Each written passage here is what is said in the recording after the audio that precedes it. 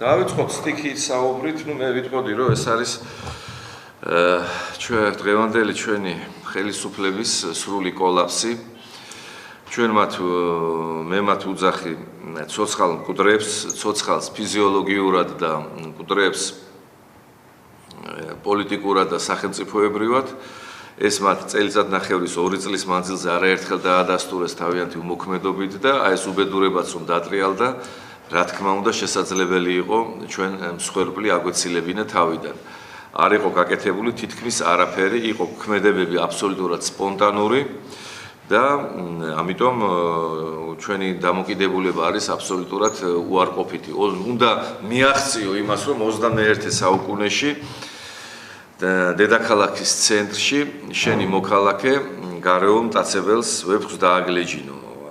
ესენი მათ ვეფხვები და გლები ვერ დაუჭერია და ლარის დამჭერები არიან, ან ბიუჯეტის მომწესრიგებლები არიან, გამორიცხული აქ საკითხი. საერთოდ ისმება კითხვა, როდესაც არსებობს კრიზისების მართვის სამინისტრო. სად იყო განგაშის სისტემა? სად იყო წინასწარ ქმედებების, წინასწარი რეაგირების სისტემა, სად იყო მყისიერი შეტყობინების სისტემა, სად იყო ოპერატიული მოქმედებების გეგმა, კომპლექსური მოქმედების გეგმა, სად იყო ხელმძღვანელი ერთი, რომელიც წარმართავს ყოველივე ამას და რაც თავარია, სად იყო ევაკუაციის გეგმა. აი ეს ყველაფერი კომპლექსში იწვევს იმას, რომ ჩვენ მივიღეთ, მოდით ახლა რეალურად ვთქვათ 10-12 კვადრატულ კილომეტრზე მოხდა ეს ტრაგედია, ხო? აი 10-12 კვადრატულ კილომეტრზე, როდესაც ჰქონდათ მეწყერის ჩამოწოლიდან 2 საათი და 17 2 საათი და 18 წუთი რეაგირებისთვის, მათ ვერ მოახდინეს ვერაფერი და მივიღეთ ჩვენ დაღუპული ადამიანები. ახლა ძალიან ბევრი შეიძლება ვისაუბროთ ძალიან კონკრეტულად, აი ქრონომეტრაჟის თვალსაზრისით რა უნდა გაეკეთებინა კრიზისების მართვის საბჭოს და რა ვერ გააკეთა. რა ვიცი ეს დრო ამის საშუალებას იძლევა თუ არა, მაგრამ მე პირდაპირ მინდა თქვა თუ გავეცნობი ჩვენ სხვა ქვეყნების ანალოგიური სამსახურის მუშაობას, იქ არის ყველაფერი გაწერილი, არის საშიშროებები ნომერი 1, ტერორისტული საშიშროება, თქვათ ნომერი 2, შიდა საშიშროება, სხვადასხვა ნომერი 3, ბუნების სტიქია და ამის და მიხედვით სპეციალური სქემა დარიგებულია უწყებებზე, სამსახურებებზე და ამის და მიხედვით ყოველგვარი თათბირების, ტელევიზორებთან და ტელევიზიებთან და თქვენთან ჟურნალისტებთან კოკეთკობის გარეშე იწყება რუტინული ოპერატიული მუშაობა. ყველა მიცის რა უნდა გაკეთდეს. ეს არაფერი, მე უფრო ღრმად არ ვშლი ამას. ეს არაფერი არ გაკეთებულა შემორაგვა ტერიტორიის, არ გამოცხადებულა ლოკალური კომენდანტის საათი, ჯარი უნდა იყოს შემოყვანილი ამ დროს ყისიერად, სპეცრაზმი უნდა იდგეს და არა ისე ჩვენი სპეცრაზმი ღობიდან ღობეზე რომ დაძვრებოდე და მონადირეებს რო ეძებდნენ, სამაშველო სამსახურები, ეგერების სამსახურები შემოსული, მეძებარი ძაღლები, სპეცრაზელმა როგორ უნდა მოძებნოს სხვა ფუნქცია და სხვა დატვირთვა აქვს მას, როგორ უნდა მოძებნოს გარეული ცხოველი.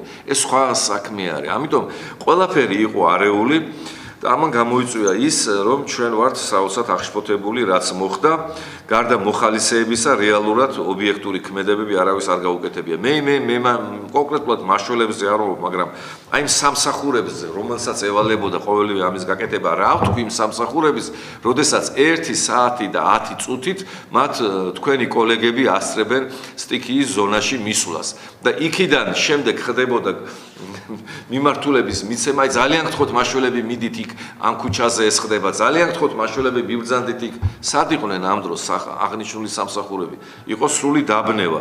ამიტომ ამბობ ჩვენ, რომ ეს იყო ნათელი მაგალითი იმისი, რომ საქართველოს არ აყავს ხელისუფლება, საქართველოს ხელისუფლებას არ აქვს უფლება, რომ იწოდებოდეს ისინი ხელისუფლება და საერთოდ არანორმალურია, როდესაც კერძო პირი მართავს აღმასრულებელ თუ საკანონმდებლო სტრუქტურებს, თანაც ისეთი ფსიქიკის პირი, რომელიც დაღუპულ ადამიანებსა და სტიქიას ზოგი ჭირია მარგებელიაო უწოდებს.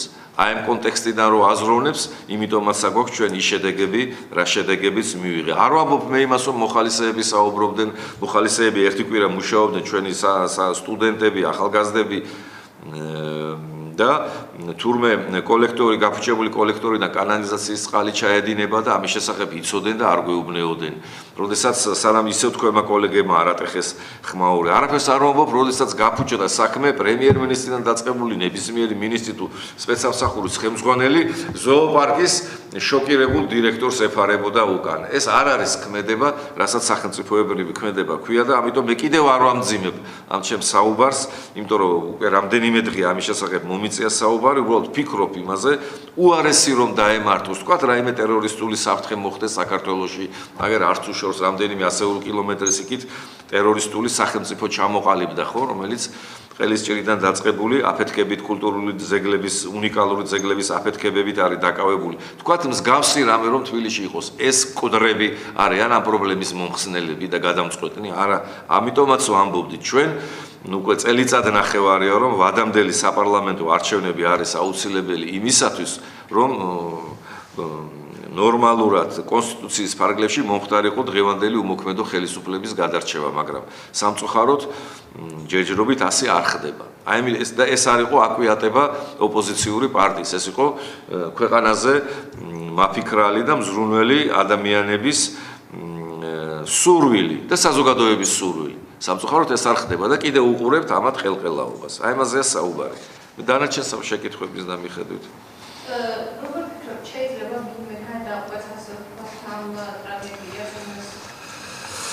აუცილებლად ამათ ახასიათებთ, როდესაც უკან სულხან-საბა ორბელიანს აქვს ესეთი ძალიან კარგი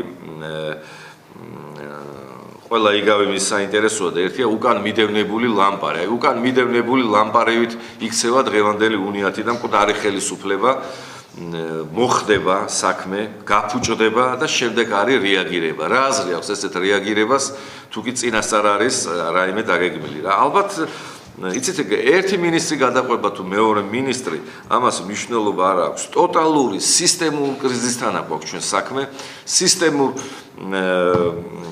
კოლაფსთან სახელმწიფო სტრუქტურების გვაქვს ჩვენ საქმე და აქედან გამომდინარე არის რომ ჩვენ ვამბობთ რომ ეს არ არის ის ხელისუფლება რომელსაც შეიძლება საზოგადოება და ხალხი ენდობოდეს.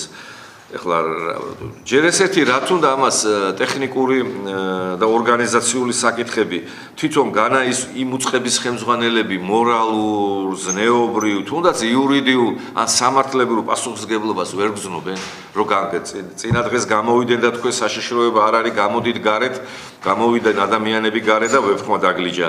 რამდენ თურმე ერთ-ერთ სამინისტროს ცოდნია რომ სამეთში ესეთი ლამის წარღვნა მოსალოდნელი გაუფრთხილებია უწყებები და მათ ხმა არ მოუღიათ. თურმე კოლექტორი გაფუჭებულია და ფეკალიები უკაცრავად ჩაედინება ვერის დინარეში, სადაც იქვე ჩვენი მოხალისეები მუშაობენ და ესენი არ ინძრევიან. რაზეა საუბარი? ადამიანები, რომლებმაც არ იციან სად არიან, რას აკეთებენ, რა ევალებათ, არანაირი სახელმწიფოებრივი მიდგომა მათ არ აქვთ და ხედვა არ აქვთ და შეიძლება ესეთი სიმბოლურად დავარქვა მათ ჯოკია ბოდოკიები. ყველანი ერთნი არიან ესენი უსახო მასა დღევანდელი ხელისუფლების, რომელთაც ხელს ვერ მოკიდებ, იმიტომ რომ გაკეთებული საქმე მაგათ ჩვენ ვერ ვნახეთ, გაფუჭებული უამრავია. აქედან გამომდინარე რა თქმა უნდა გადადგეს არა ერთი და არა მეორე და ჩვენ პირადად მოვითხოვთ კიდე ჯერ ესეთი პირველი შეიქმნა საგამოძიებო კომისია, ოღონდ რეალური, ოპერატიული, რომელიც და მიზეზებს ამ უთაობის და უნიათობის შესახებ ისაუბრებს, მეორე მოხდეს დღევანდელი აბსოლუტურად გაუგებარი მე თუ ვიტყვი ძალიან სუსტი არაპროფესიონალი, ძალიან სუსტი თბილისის თავკაცის მერის გადარჩევის პროცესი საკრებულომ უნდა დაიწყოს და ასევე უნდა სერიოზულად დავიწყოთ საუბარი იმაზე, რომ ჩატარდეს თუ მოესწრება ვადამდელი საპარლამენტო არჩევნები, ოღონდ საარჩევნო კოდექსის ცვლილებების შემდეგ.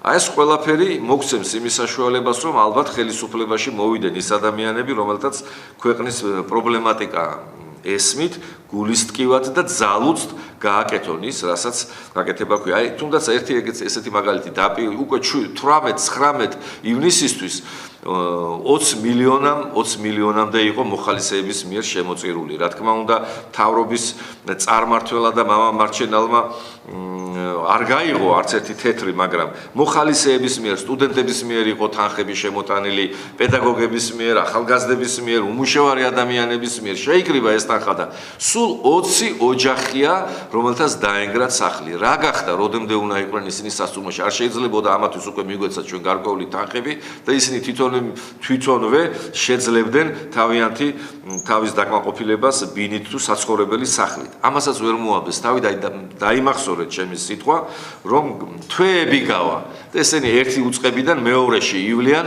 და დაიწყებენ თხოვნას, რომ ჩვენთვის გამოყოფილი თანხები ჩვენამდე მოვიდესო.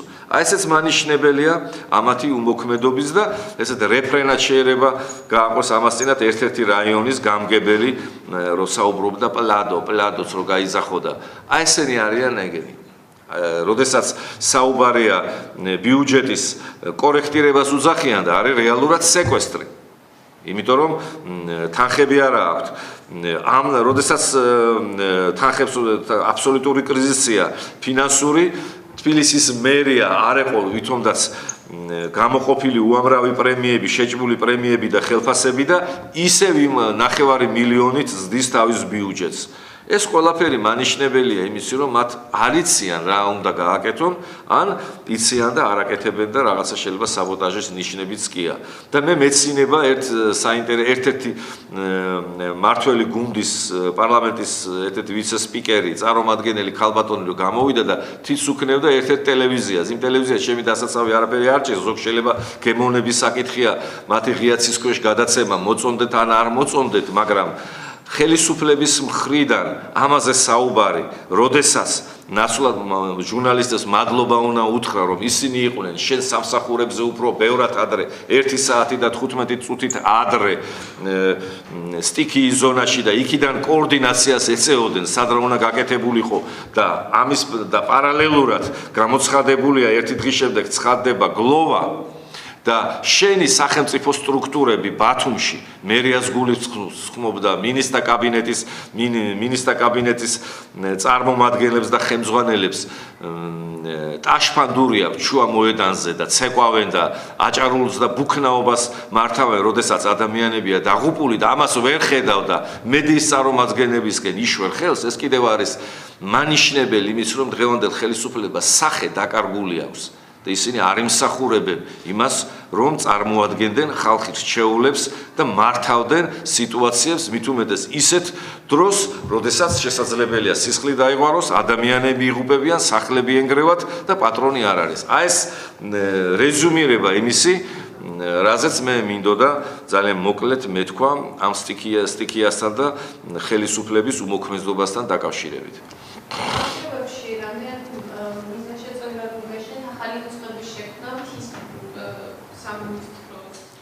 არანაირად ეს არის კიდევ ერთი დასტური ამათი უქნარობის, კიდევ ვიღაცის დასაქმება სჭირდებათ, მათ ცნობილია ამ კოალიციაში, როდესაც კი რაიმე რთული საკითხებია, მიდის გამალებული, ვითომ ერთი გუნდია და გამალებული ვაჭრობა. ჭამენ ერთმანეს თანამდებობებზე. ახლა სჭირდებათ ვიღაცისთვის მინისტრის პოსტი და უნდა შემოიღონ ამისთვის მთის მინისტრი. ბარში ნაკლები პრობლემატიკა არის. რა მაშინ ბარის მინისტრი შემოვიღოთ, რა თუნდა მთის მინისტრი არსებობს შეიმუშავე მთის სოციალ-ეკონომიკური განვითარების პროგრამა, ერთი გამოყავი ამისთვის ბიუჯეტი, მეორე არსებობს რეგიონალური სამსახურები, არსებობენ გუბერნატორები, არსებობენ მუნიციპალიტეტი, არსებობს მინისტრთა კაბინეტი და იმუშაონ და განახორციელონ ეს და პლუს დაამატონ მთაში ჩვენი თანამოქალაქეების დამაგრების პროგრამა. რატომ არ უნდა დაიცალოს მთა? რა თუნდა ამას სპეციალური მინისტრი, მაგრამ ვიღაცას დაპირდნენ ალბათ საარჩევნო პერიოდი იწყება, მიმდინარეობს ვაჭრობა, შემოაკლდათ მინისტრის პოსტი და მორიგ უქნარას, მორიგ ხაზინა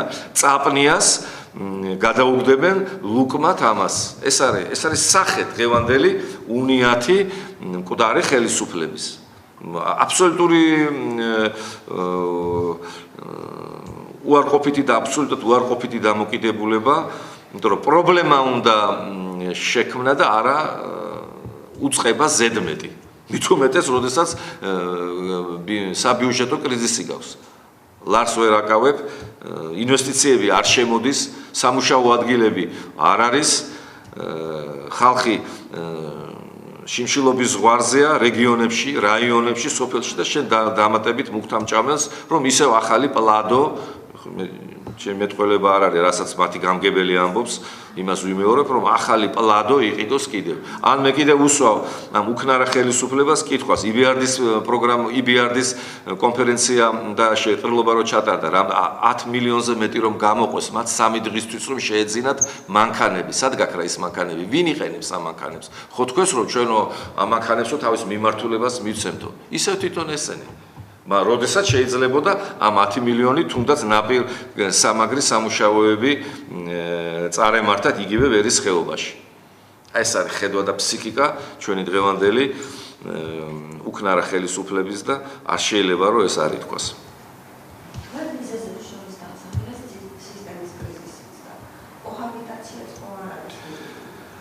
რა თქმა უნდა, ესეც საერთოდ როდესაც სისტემური დანაშაულის ნიშნები იყო სერიოზული გამოკვეთილი და იმ დანაშაულებს სისტემური სახე არ მიეცა, არ მოხდა შეფასება იმის, რაც მოხდა, აქ და შემდეგ გადადიან კოჰაბიტაციაზე, შემდეგ ძებნილებს ისე აკეთებენ, რომ ძებნილები თავიანთი მოპარული მილიარდებით უცხოეთში მიდიან და მაღალ თანამდებობებზე ინიშნებიან, ეს ყველაფერი მაჩვენებელია იმის, რომ დღევანდელ ხელისუფლებას საერთოდ არ ქონდა გადაწყვეტილი არც სამართლიანობის აღდგენა, არც ქონების დაბრუნება მოსახლეობისთვის, არც სოციალ-ეკონომიკური საკითხების მოგვარება, უბრალოდ მოვიდნენ ამ ხალხის აღშფოთების ტალღაზე და ეხლა ცდილობენ მაქსიმალურად შეინარჩუნონ ეს ძალაუფლება, რომელსაც რა თქმა უნდა ვერ შეინარჩუნებენ ისინი, მე გარწმუნებთ ამას და ახალი არჩევნები ამას დაგვიდასტურებს ჩვენ სულ მალე.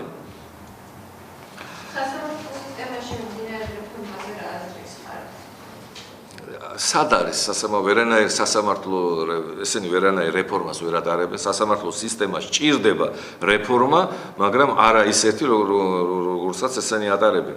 ვერ მოაგვარეს ნაფიც მსაჯულთა ინსტიტუტი, მისი პირველი შედეგი ნახეთ ჩვენ როგორი იყო და როგორც ჩვენ ხედავთ გუშინდელი გამოსვლებიდან არასამთავრობო სექტორიდან თუ სხვა წარმომადგენლების, რომ არის კორუფციული გარიგებები და სხვა. ჩვენ შედეგი რეალური ჩვენ ვერ ვიხილეთ სასამართლოს, იმიტომ რომ თავიდანვე უზენაესი სასამართლოს თავმჯდომარეს მიმართ მათ არასწორი დამოკიდებულება ირჩიეს.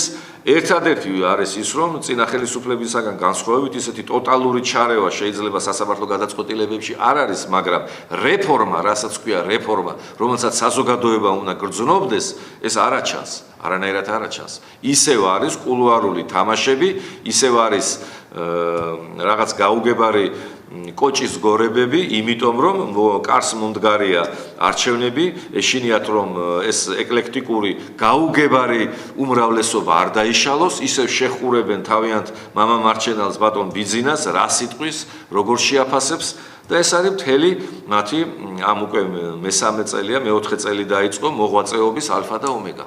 ამიტომ მე რეფორმას როგორც ასეც ვერ დავარქმევ ამას.